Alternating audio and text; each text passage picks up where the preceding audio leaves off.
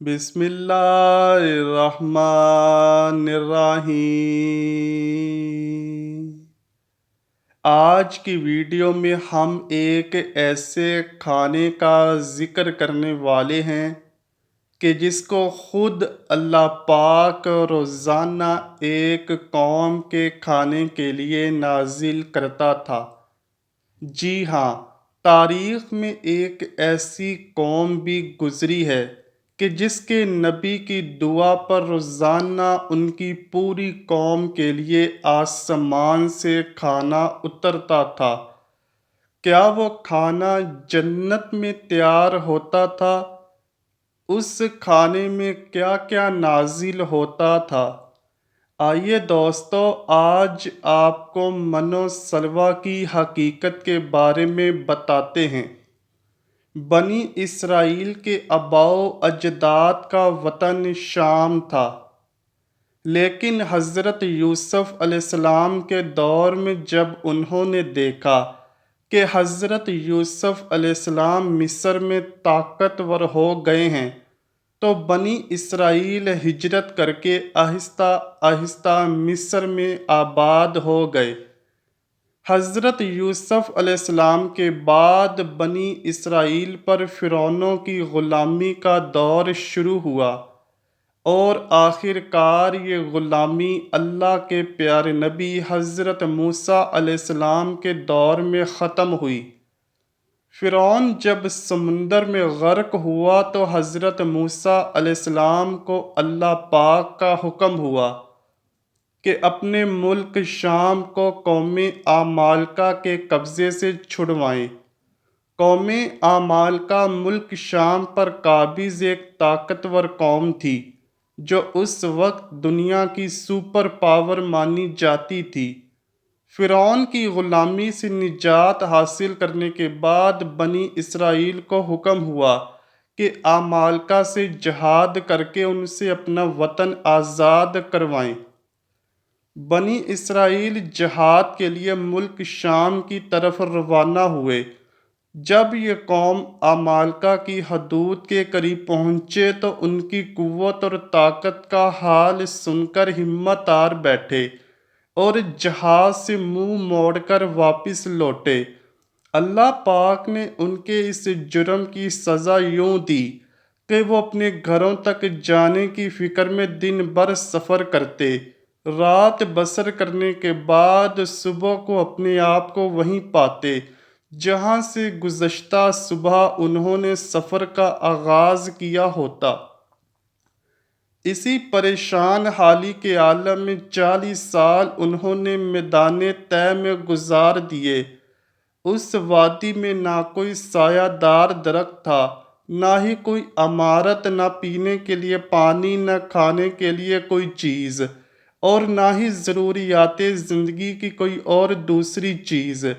جب بنی اسرائیل اس میدان میں پھنس گئے اور ایک ہفتے میں سب کا سامان ختم ہو گیا تو ساری کی ساری قوم حضرت موسیٰ علیہ السلام کے قدموں میں آ گری اور معافیاں مانگنے لگے کہ ہم تو اب اس میدان سے نہیں نکل سکیں گے، بلکہ بھوک پیاس اور گرمی سے مر جائیں گے۔ یاد رہے اس وقت بنی اسرائیل کی تعداد 6 لاکھ تھی اور میدان کی لمبائی 27 میل تھی۔ پھر جب حضرت موسیٰ علیہ السلام نے اللہ پاک کے حکم سے اپنی قوم کے حق میں دعا کی تو اللہ پاک نے ان کی دعا قبول فرمائی اور بنی اسرائیل کے اوپر میدان میں ایک ٹکڑا بادل کا مقرر کر دیا گیا جو دن بھر ان پر سایہ کیے رکھتا۔ کھانے کے لیے اللہ پاک ان پر من و سلویٰ نازل کرتا رہا۔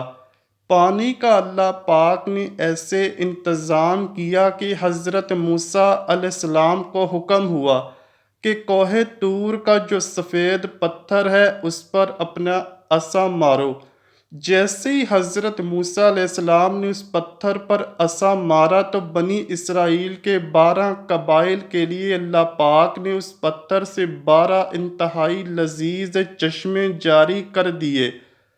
میدان کے بیچ میں ایک نورانی ستون کھڑا کر دیا گیا جو کہ رات کو بھی بنی اسرائیل کو روشنی مہیا کرتا تھا۔ اللہ پاک نے بنی اسرائیل پر وہاں اس قدر عنایات کی کہ ان کو گننا مشکل ہے۔ مزے کی بات تو یہ ہے کہ اس میدان میں 40 سال تک نہ لوگوں کے بال بڑھے اور نہ ہی ناخن، نہ کپڑے پھٹتے تھے نہ ہی میلے ہوتے تھے، یہاں تک کہ جو بچے بھی پیدا ہوتے تو ان کے بدن پر بھی کپڑے موجود ہوتے جو وقت کے ساتھ ساتھ بڑھتے جاتے تھے۔ اب بات کرتے ہیں من و سلویٰ کی۔ سورہ بقرہ کی آیت نمبر 57 میں اللہ پاک ارشاد فرماتا ہے، اور ہم نے تم پر بادل کا سایہ کیا اور تم پر من و سلویٰ اتارا اور کہہ دیا کہ ہماری دی ہوئی پاکیزہ چیزیں کھاؤ، اور انہوں نے ہم پر ظلم نہیں کیا، البتہ وہ خود اپنی جانوں پر ظلم کرتے تھے۔ بھوک سے مرتے بنی اسرائیلیوں کے لیے جب حضرت موسیٰ علیہ السلام کی اللہ پاک نے دعا قبول فرمائی تو بطور خوراک ان پر شروع میں من نازل کیا جاتا تھا۔ من سے مراد ایک نفیس شیریں ذائقے دار مادہ تھا جس کو مفسرین نے ترنجبین کے نام سے پکارا ہے۔ یہ صبح کے وقت نازل ہوتا تھا اور ہر شخص کے لیے 4 کلو کی مقدار میں اترتا تھا۔ یہ شبنم کے قطروں کی طرح آسمان سے آتا اور درختوں کے پتوں پر جم جاتا تھا۔ کئی سال جب بنی اسرائیل اس میٹھے کو کھا کھا کر تھک گئے تو حضرت موسیٰ علیہ السلام کے پاس آ گئے کہ اب ہمارا دل نمکین غذا کو چاہتا ہے۔ اللہ پاک نے پھر حضرت موسیٰ علیہ السلام کی دعا قبول فرمائی اور اب ان پر شام کے وقت سلویٰ نازل ہونے لگا۔ سلویٰ کے بارے میں بہت سے قول ہیں، لیکن مستند روایات سے یہی ثابت ہے کہ یہ پرندہ تھا جس کو بٹیر کہتے ہیں۔ یہ بنا ہوا نازل ہوتا تھا۔ من و سلویٰ کے حوالے سے روایات میں آتا ہے کہ یہ انتہائی لذیذ کھانا تھا جو انتہائی آسانی سے ہضم ہو جاتا تھا، رنگ خوشبودار اور ذائقے میں بے مثال تھا، ہر طبیعت و مزاج کو موافق آتا تھا۔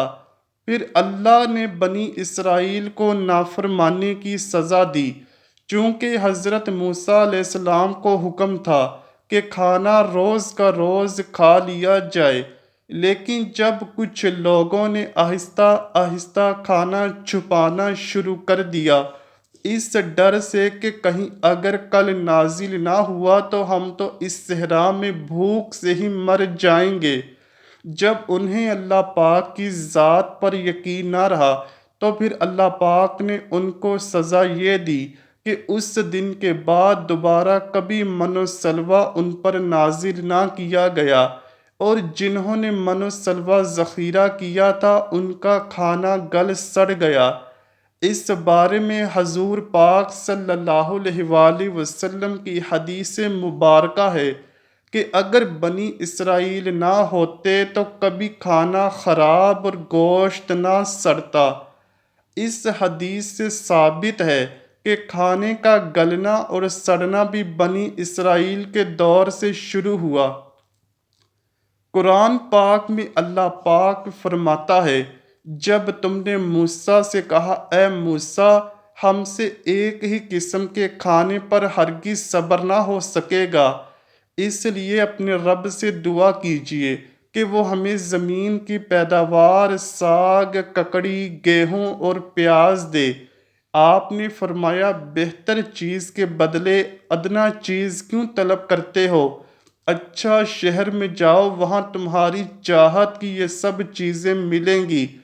ان پر ذلت اور مسکینی ڈال دی گئی اور اللہ کا غضب لے کر وہ لوٹے۔ یہ اس لیے کہ وہ اللہ پاک کی آیتوں کے ساتھ کفر کرتے تھے اور نبیوں کو ناحق قتل کرتے تھے۔ یہ ان کی نافرمانیاں اور زیادتیوں کا نتیجہ ہے۔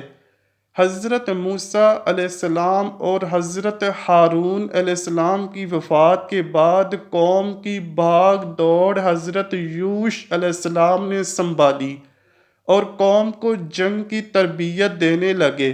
بنی اسرائیل نے خوب دل لگی سے جنگ کی تیاری کی۔ جب صحرائے سینا میں 40 سال پورے ہوئے تو اللہ پاک نے حضرت یوش علیہ السلام کو حکم دیا کہ اب بنی اسرائیل کو لے کر بیت المقدس میں موجود قوم عمالقہ پر حملہ کرو۔ بنی اسرائیل نے اپنی غلطیوں سے بہت کچھ سیکھا اور وہ بہت ہی پرعزم تھے۔ جیسے ہی حضرت یوش علیہ السلام نے انہیں کہا کہ جہاد کا حکم آ چکا ہے تو ساری قوم نے لبیک کہا اور اریحا پر پڑاؤ ڈال لیا۔ 12 قبائل پر مشتمل اس قوم کے سپاہیوں نے 6 ماہ تک اریحا کا محاصرہ کیے رکھا اور بالآخر ایک دن بنی اسرائیل کے نوجوان قلعے کی دیوار گرا کر شہر میں داخل ہو گئے اور اریحا شہر پر قبضہ کر لیا۔ دیکھا دوستو آپ نے کہ قوم بنی اسرائیل پر کیسی کیسی اللہ پاک نے اپنی عنایات کی، لیکن اس قوم کی بدقسمتی یہ ہے کہ قرآن پاک میں ہی اس قوم کو اللہ پاک نے نبیوں کا قاتل کہا ہے۔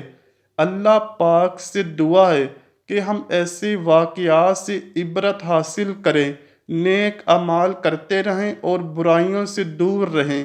اے اللہ پاک ہمیں ہمارے پیارے نبی حضرت محمد صلی اللہ علیہ وآلہ وسلم اور ان کی آل پاک سے سچی و پکی محبت عطا فرما، آمین یا رب العالمین۔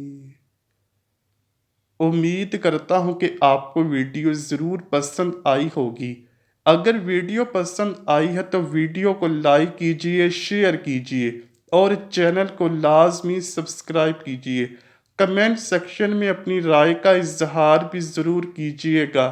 ملتے ہیں اگلی ویڈیو میں، تب تک کے لیے اللہ حافظ۔